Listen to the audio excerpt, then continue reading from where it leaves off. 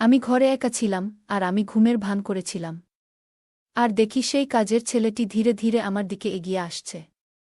একটু অস্বস্তি অনুভব করছিলাম। কাজের ছেলে এসে আমার কাছেই দাঁড়িয়ে গেল। আমার মনের ভেতর এক ধরনের ভয় আর কৌতূহল কাজ করছিল। কিন্তু তার পরবর্তী আচরণ আমাকে বিস্মিত করল। সে হঠাৎ আমার কাঁধে আলতো করে হাত রাখল। সে মুহূর্তে আমি কিছুটা অবাক হয়ে গেলাম। কিছুক্ষণ স্থির হয়ে রইলাম, কথা বলার জন্য ঠিক কী বলব তা বুঝতে পারছিলাম না। তারপর সে, আমার নাম পূজা। আমি ছিলাম অনেক সুন্দর আর আকর্ষণীয়। আমি শহরে থাকায় সব সময় মডার্ন শর্ট ড্রেস পরে থাকতাম, যা আমাকে আরও আকর্ষণীয় করে তুলত। আমার স্বামী সব সময় এসব ড্রেস আমাকে দেখতে পছন্দ করতেন। তিনি আমাকে অনেক ভালোবাসতেন। বন্ধুরা, রেডি হয়ে যাও, আজকের গল্পটা অনেক বেশি স্পেশাল, কেউ মিস করো না। আর গল্পগুলো ভালো লাগলে ভিডিওটি লাইক, শেয়ার এবং চ্যানেলটি সাবস্ক্রাইব করো প্লিজ। আমার বিয়ে যে পরিবারে হয়েছে সেখানে আমার স্বামী ছাড়া আর কেউ ছিল না। আমার স্বামী তার বাবা মায়ের একমাত্র সন্তান ছিলেন। তার বাবা মা খুবই ধনী ছিলেন, কিন্তু এক দুর্ঘটনায় তারা দুজনেই মারা যান। এরপর সমস্ত সম্পত্তি আমার স্বামীর নামে হয়ে যায়। আমার স্বামী তখন সম্পূর্ণ একা এবং অগাধ সম্পত্তির মালিক ছিলেন। আমাদের বাড়িতে সব কিছুই ছিল, কিন্তু একটাই জিনিসের অভাব ছিল, সন্তান। আমার স্বামী ব্যবসার কাজে খুব ব্যস্ত থাকায় এই বিষয়ে কখনো ভাবেননি। কাজের কারণে তিনি প্রায়ই বিদেশে থাকতেন। আমি বাড়িতে এক রানীর মতো থাকতাম। বাড়ির সব কাজের জন্য কর্মচারী ছিল, তাই আমাকে কিছুই করতে হতো না। দৈনন্দিন রুটিনের মতোই আমার স্বামী আমাকে জানালেন যে তিনি ব্যবসার কাজে বিদেশে যাচ্ছেন।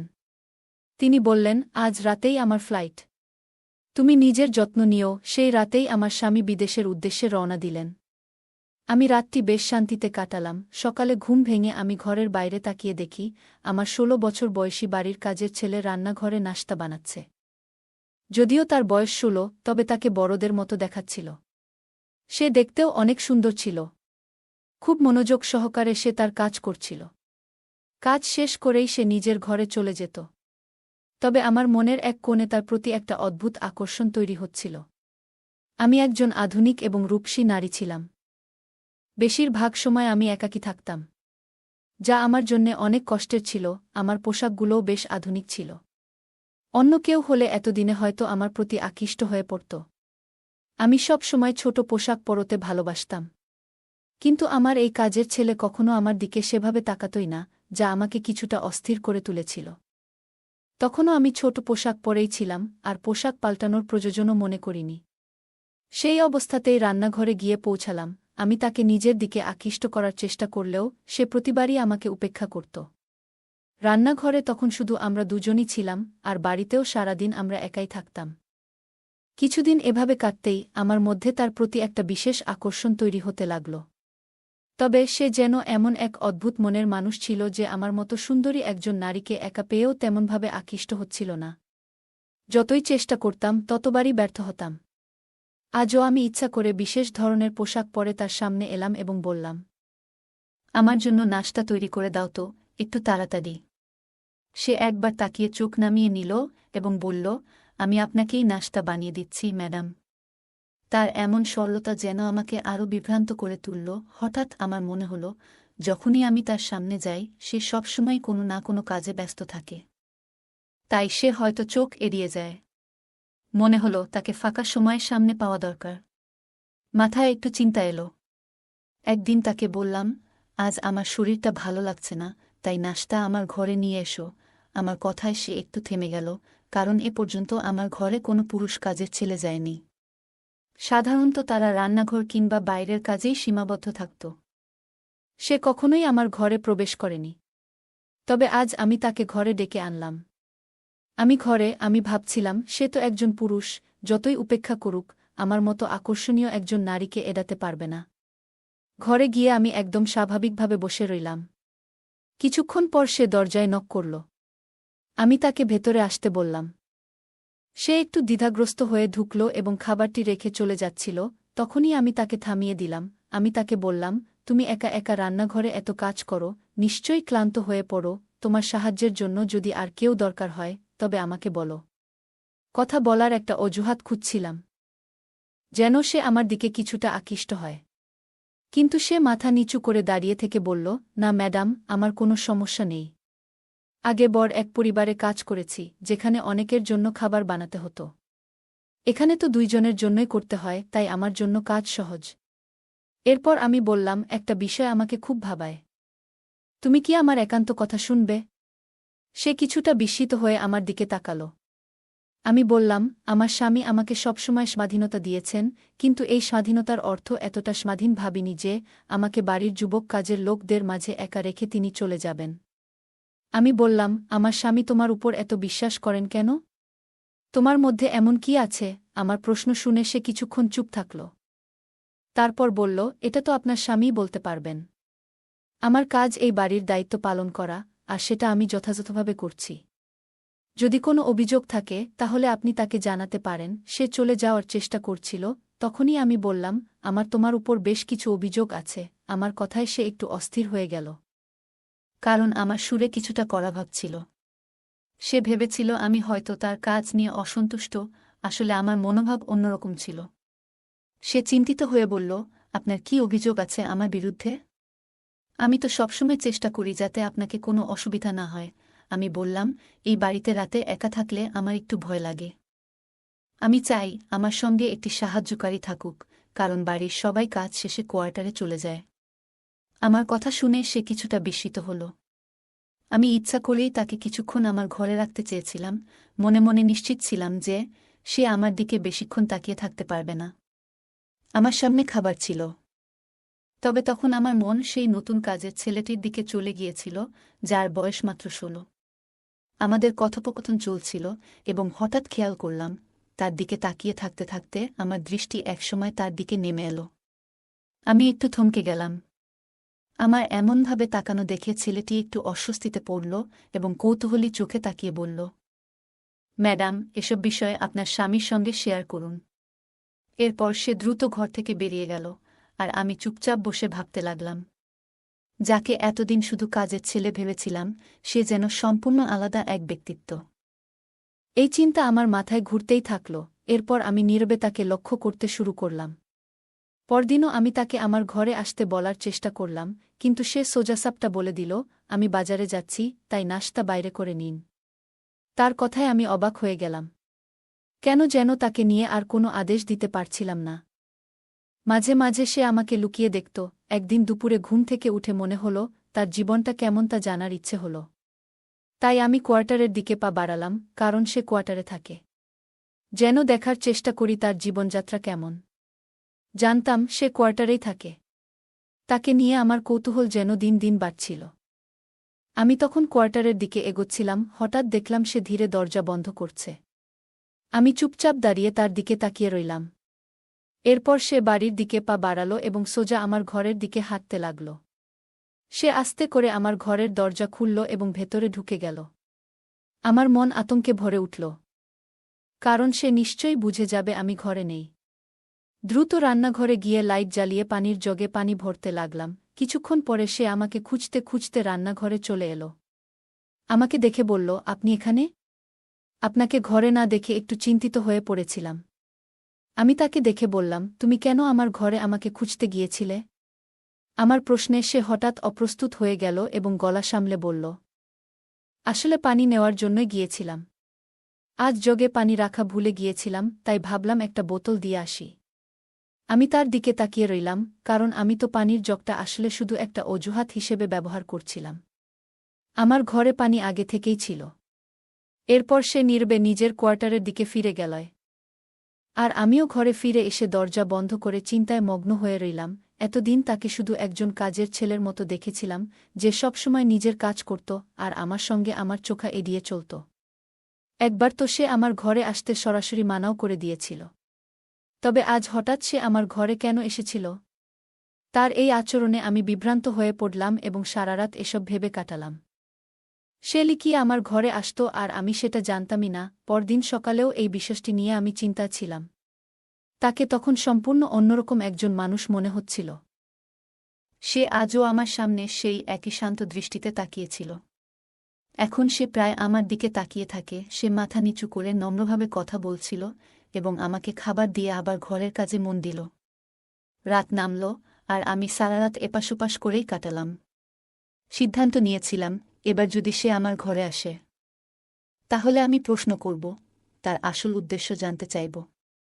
আমার মনে হচ্ছিল, রাতে আমি ঘুমিয়ে পড়লে সে ঘরে ঢুকে কেন আসে। কিছুক্ষণ পরই দরজার কাছে পায়ের শব্দ পেলাম। সঙ্গে সঙ্গে আমি ঘুমের ভান করে পড়ে রইলাম। কিছুক্ষণ পর দরজা খুলে সে ঘরে ঢুকল। তার এভাবে ঘরে আসা আমাকে অস্বস্তিতে ফেলে দিল। সত্যি বলতে আমি খারাপ চরিত্রের কেউ নই। তবে তাকে নিয়ে এক অদ্ভুত আকর্ষণ অনুভব করছিলাম, তাই তার মনোযোগ পেতে চেষ্টা করছিলাম। কিন্তু কখনোই মনে করিনি সে আমার সম্মানহানি করবে বা আমার একাকিত্বের সুযোগ নেবে। আমি ঘরে একা ছিলাম, আর তাকে ধীরে ধীরে আমার বিছানার দিকে এগিয়ে আসতে দেখে আতঙ্কিত হয়ে পড়লাম। স্বামীর উপর হতাশা কাজ করছিল, কিভাবে সে আমাকে একা এখানে রেখে অচেনা লোকের উপর এতটা বিশ্বাস করতে পারল। কাজের ছেলেটি আমার বিছানার কাছে এসে থেমে গেল। আমার বুকটা আতঙ্কে ধকধক করতে লাগল, কিন্তু তার পরবর্তী আচরণ আমাকে অবাক করল। সে হঠাৎ আমাকে এমনভাবে স্পর্শ করল যে আমি কিছুটা বিস্মিত হয়ে পড়লাম। এক মুহূর্ত স্থির হয়ে থাকলাম, কোনো কথা বললাম না, আর কিছুক্ষণের মধ্যেই সে চলে গেল। পরের দিন মনটা যেন অদ্ভুত এক অনুভূতিতে ভরে ছিল, বারবার সেই ঘটনার কথা মনে পড়ছিল। কিছু সময় পর, যখন সে আমার কাছে খাবার নিয়ে এল, আমি নিজের ভাবনা গুছিয়ে নিলাম। তাকে দেখে আমার ভেতরে এক অজানা ভয় কাজ করল। আমার প্রতিক্রিয়া দেখে সেও কিছুটা থমকে গেল। আমি তাড়াতাড়ি বললাম, আমার এখন খিদে নেই, তুমি খাবার রেখে যাও, আমি পরে খাব। এটা বলে আমি তাড়াতাড়ি নিজের ঘরে চলে এলাম। এখন আর আগের মতো স্বাভাবিক থাকতে পারছিলাম না। তার আচরণ বারবার মনে পড়ছিল। পরের রাতেও সে একইভাবে আমার ঘরে এলো এবং আমার বিছানার কাছে এগিয়ে এলো। আমি ঘুমের ভান ধরে পড়ে রইলাম। যদিও মনে মনে তার সাথে প্রশ্ন করতে চাইছিলাম, কিন্তু আমার মধ্যে যেন সেই সাহসটা খুঁজে পাচ্ছিলাম না। প্রতিদিন একই ঘটনা ঘটতে থাকল, আর যখনই আমার স্বামী ফোন করত, আমি সব ঠিক আছে বলেই কাটিয়ে দিতাম। কিন্তু দিন দিন আমার অস্বস্তি বাড়তে লাগল। সে লুকিয়ে আসত আর আমার কাছে এসে চুপচাপ দাঁড়ায় থাকত এবং পরে চলে যেত। মনে হতো তার মধ্যে এক অদ্ভুত রহস্য লুকিয়ে আছে, যা আমি জানতাম না। এক রাতে সে আবার আমার ঘরে ঢুকল এবং সে চলে যাওয়ার পর আমি আস্তে করে উঠে তার পেছনে এগোলাম। লক্ষ্য করলাম সে বাড়ির বাইরে কোয়ার্টারে না গিয়ে গেটের দিকে এগোচ্ছে। এ দৃশ্য দেখে আমি একটু ভয় পেয়ে গেলাম। রাতের এ সময় সে কোথায় যাচ্ছে? আমি সারা রাত অপেক্ষায় কাটালাম, কিন্তু সে আর ফিরল না। তার এসব অদ্ভুত আচরণে আমার ঘুম উড়ে গেল। অপেক্ষা করতে করতে ভোর ৫টা নাগাদ দেখলাম সে ঘরে ঢুকছে। তার পরনে থাকা কাপড়ে লাল দাগ দেখা যাচ্ছিল, যেন খুব ক্লান্ত ছিল। দ্রুত কোয়ার্টারের দিকে যেতে শুরু করল, আর আমি অবাক হয়ে ভাবতে লাগলাম, সে সারা রাত কোথায় ছিল। তার এই রহস্যময় আচরণ আমার মনে ভীতি ও সন্দেহের সৃষ্টি করল। সে তো আমার কাছে কেবল একজন তরুণ চাকর, কিন্তু তার এমন অদ্ভুত আচরণে তাকে নিয়ে আতঙ্কিত হচ্ছিলাম। আগে তার কাছাকাছি থেকে ভয় পেতাম না, কিন্তু এখন তার প্রতিদিনের এই রাতের কার্যকলাপ আমার মনে অস্বস্তি বাড়াচ্ছিল। রাতে আমার ঘরে এসে যাওয়ার পর সে কোথায় যেত এবং কেন ভোর ৫টা নাগাদ ফিরে আসত, এই সব কিছু ভাবতে গিয়ে আরও ভয় বাড়ছিল। আমার স্বামী প্রতিদিন কাজ থেকে ফিরলে খুবই ক্লান্ত থাকত এবং তার জামাকাপড়ও বেশ নোংরা হয়ে যেত। আমি ছোটবেলা থেকে খুবই যত্নে বড় হয়েছি, তাই এই ধরনের পরিস্থিতি দেখে ভীত হয়ে যেতাম। আমার মানসিক শান্তি বিঘ্নিত হচ্ছিল, যার ফলে আমি প্রায় অসুস্থ হয়ে পড়ছিলাম। একদিন আমার স্বামী আমাকে ফোন করে আমার স্বাস্থ্যের খোঁজখবর নিল। কথা বলতে গিয়ে আমি চোখের পানি ধরে রাখতে পারলাম না এবং তাকে বললাম যে আমার একজন কাজের মহিলা প্রয়োজন। আমি এখানে একা পুরুষ কর্মচারীদের সাথে থাকতে আরামবোধ করি না। আমার স্বামী আমাকে শান্ত করার চেষ্টা করল এবং বলল, তুমি এখনও বাইরের জগৎ সম্পর্কে ভালোভাবে জানো না। অনেক সময় এই ধরনের গৃহকর্মীরা বিশ্বস্ত না হয়ে চুরি করে বা সমস্যা সৃষ্টি করে। তাই আমি তোমার নিরাপত্তার ব্যাপারে চিন্তিত। কিন্তু আমি এই কর্মচারীকে পুরোপুরি বিশ্বাস করি। আমি শিগগিরই বাড়ি ফিরে আসব। তার এই কথাগুলো শুনে আমি অবাক হলাম। আমার মনে হচ্ছিল, কেন আমার স্বামী এই কর্মচারীর উপর এতটা বিশ্বাস করছে। তাকে বললাম, তুমি ঠিক বলেছ, সবাইকে বিশ্বাস করা যায় না।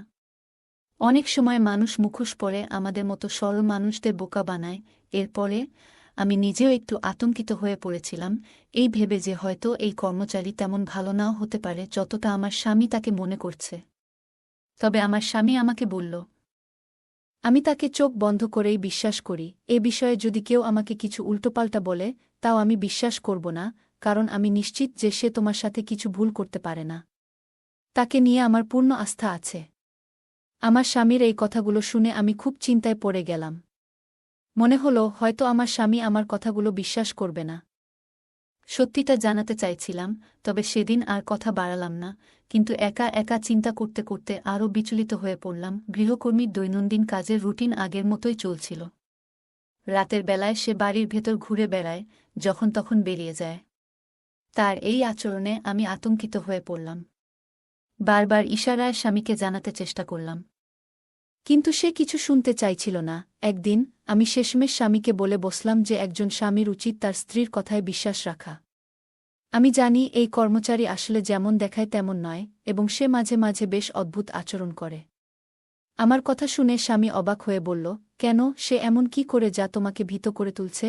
আমি তো তোমার কথা কিছুই বুঝতে পারছি না। আমি কিছু বলার আগেই হঠাৎ সেই গৃহকর্মী চায়ের কাপ নিয়ে এসে আমার সামনে দাঁড়াল এবং আমাকে কঠিন চোখে তাকাল। আমি আতঙ্কে জমে গেলাম। কথার প্রসঙ্গ পাল্টে তাড়াতাড়ি ফোন রেখে দিলাম। সেই চাকর এসে বলল, আপনার স্বামীর সাথে অকারণে এ ধরনের কথা বলে তাকে চিন্তিত করবেন না।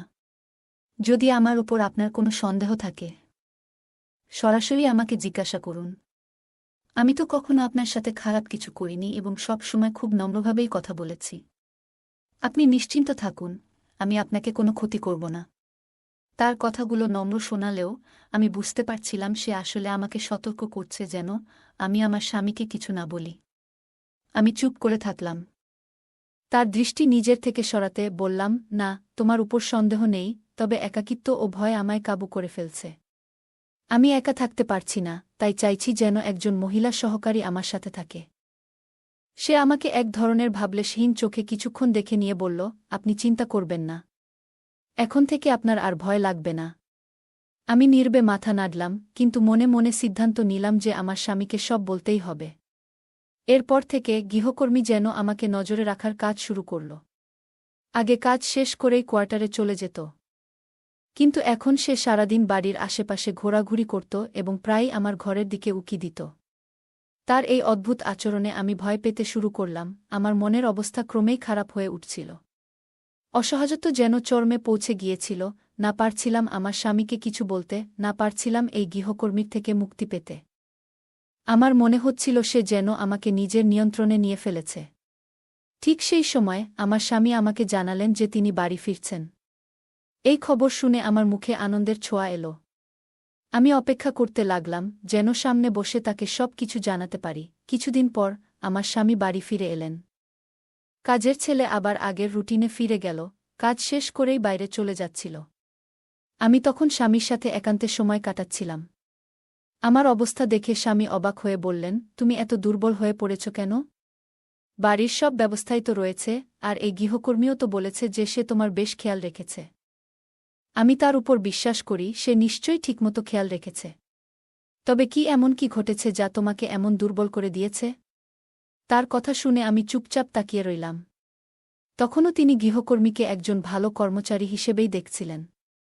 আমি বললাম, আমার সমস্যার কারণ এই চাকর। আমি তার সাথে স্বস্তি পাচ্ছি না। আমি চেয়েছিলাম যেন কোনোভাবে আমার স্বামী তাকে দূরে রাখে। প্রতিদিন সে আমার ঘরে আসত, আর আমি চাইলেও কিছু করতে পারছিলাম না। আমি জানতাম সে বুঝে গেছে যে আমি তার উদ্দেশ্য সম্পর্কে সচেতন।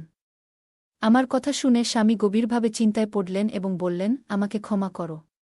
আমি জানতাম না যে সে এমন হতে পারে। অন্ধবিশ্বাস করেছিলাম। তার চোখে অবিশ্বাসের ছাপ ছিল, তবে আমি তাকে বোঝাতে সক্ষম হলাম যে এটাই সত্য। সে আমার স্বামীকে এতটাই মানসিক কষ্ট দিয়েছিল যে একদিন তার শরীর খারাপ হয়ে যায় এবং তাকে হাসপাতালে নিয়ে যেতে হয়। আমি খুবই উদ্বিগ্ন হয়ে পড়লাম, যদি স্বামীর কিছু হয়ে যেত, তবে আমি নিজে বাঁচতে পারতাম না। আমার স্বামীর জন্য চোখের পানি ফেলছিলাম, তখনই হঠাৎ সেই চাকর এসে বলল, আপনি কি এমন কিছু বলেছেন যা তার এ অবস্থার কারণ হয়েছে? আমি অবাক হয়ে বললাম, তিনি আমার স্বামী, আমি যখন ইচ্ছা তার সাথে কথা বলতে পারি। সে আমার কথা শুনে চলে গেল। 10 দিন পর আমার স্বামী সুস্থ হয়ে বাড়ি ফিরলেন। আমি চুপচাপ ছিলাম এবং তাকে বললাম, আমি আসলে কোনো গোপনীয় কিছু বলিনি। বাড়িতে কিছুই ঘটেনি, শুধু চাইছি তুমি আমার পাশে থাকো। আমি তাকে বোঝানোর চেষ্টা করলাম, কিন্তু তিনি বললেন, তুমি এভাবে কথার প্রসঙ্গ বদলাচ্ছ কেন? আমি নিশ্চয়ই সেই গৃহকর্মীকে জিজ্ঞেস করব এবং তাকে বাড়ি থেকে বের করে দেব। আমি বিশ্বাস করতে পারছি না, এতদিন তাকে ভরসা করে এসেছি, অথচ সে আমাদের এমনভাবে ঠকিয়েছে। স্বামীর কথায় আমি অস্বস্তিতে পড়লাম। তিনি মানসিক চাপে ছিলেন এবং দৃঢ় সিদ্ধান্ত নিয়েছিলেন গৃহকর্মীর সাথে কথা বলার। কিন্তু আমি ভীত ছিলাম, কারণ মনে হচ্ছিল, যদি আমার স্বামী গৃহকর্মীর সাথে কথা বলেন, তবে সে হয়তো তাকে আরও বিপদে ফেলবে। আমি ভেবেছিলাম আমার স্বামীকে গৃহকর্মীর কাছ থেকে বিপদে পড়তে দিই না। তাকে এ বিষয়ে বোঝানোর অনেক চেষ্টা করলাম, কিন্তু তিনি একবারও শুনলেন না। একদিন স্বামী আমাকে শপিংয়ে পাঠালেন, আর আমি চিন্তায় পড়ে গেলাম, এতক্ষণে তিনি হয়তো চাকরটির সাথে একাই কথা বলছেন। মনের অস্থিরতায় শপিং বাদ দিয়ে তৎক্ষণাৎ বাড়ি ফিরলাম। ঠিক যেমন ভাবছিলাম, স্বামীর ঘর থেকে তর্কাতর্কির আওয়াজ শোনা যাচ্ছিল। আমার স্বামী খুব রেগে গিয়ে গৃহকর্মীকে কিছু বলছিলেন। তার কথায় আমি হতবাক হয়ে গেলাম। আমার স্বামী বলছিলেন, আমি তো বলেছিলাম সেই তাবিজটা সতর্কতার সাথে আমার স্ত্রীর উপর থেকে সরিয়ে বাইরে গিয়ে মাটিতে পুঁতে রাখতে। আমি এটি সন্তান লাভের জন্য সংগ্রহ করেছি। আসলে সে অসুস্থ, আর তাই তাকে জানাতে চাইনি। গোপনে তোমাকে দিয়ে এই কাজটি করাতে চেয়েছিলাম, কিন্তু হয়তো সে কিছু সন্দেহ করেছে। এ কথা শুনে আমি কান্নাজড়িত অবস্থায় ঘরে ঢুকলাম। এতদিন ধরে স্বামী আমাকে বলেছিলেন যে তার নিজেরই শারীরিক অসুস্থতা আছে, তাই সন্তান হচ্ছে না। কিন্তু আসল সত্যি ছিল, অসুস্থ ছিলাম আমি। আমার অসুখ এমন যে চিকিৎসার পাশাপাশি বিশেষ পদ্ধতির দরকার। এজন্যই তিনি আমার অসুখের কথা গোপন রেখেছিলেন, যাতে আমি মানসিকভাবে ভেঙে না পড়ি। আমার স্বামী আমাকে অনেক ভালোবাসতেন, আমার স্বামী কখনোই আমাকে মানসিকভাবে ভেঙে পড়তে দেননি। প্রতিদিন গৃহকর্মীটি সেই তাবিজটি আমার শরীরের উপর দিয়ে নিয়ে বাইরে ফেলে আসত, যেন আমার অসুস্থতা দূর হয়। এই সত্যি জেনে আমি লজ্জায় মাথা নিচু করে কাজের সেই ছেলের কাছে ক্ষমা চাইলাম। এরপর আমি ডাক্তারের পরামর্শে চিকিৎসা করালাম, এবং কয়েক বছর পর আমার মা হওয়ার সুসংবাদ এলো। এখন আমি ও আমার স্বামী, আমাদের সেই বিশ্বস্ত কাজের লোক, একসাথে সুখে-শান্তিতে জীবন কাটাচ্ছি। বন্ধুরা, যদি এই গল্পটি ভালো লেগে থাকে, তাহলে দয়া করে ভিডিওটি লাইক করুন এবং আমাদের চ্যানেলটি সাবস্ক্রাইব করুন। পাশে থাকা বেল আইকনটি প্রেস করুন, যাতে করে আমরা যখনই নতুন ভিডিও আপলোড করি, তার নোটিফিকেশন সবার আগে আপনার কাছে পৌঁছে যায়। ধন্যবাদ, দেখা হবে আমাদের পরবর্তী ভিডিওতে।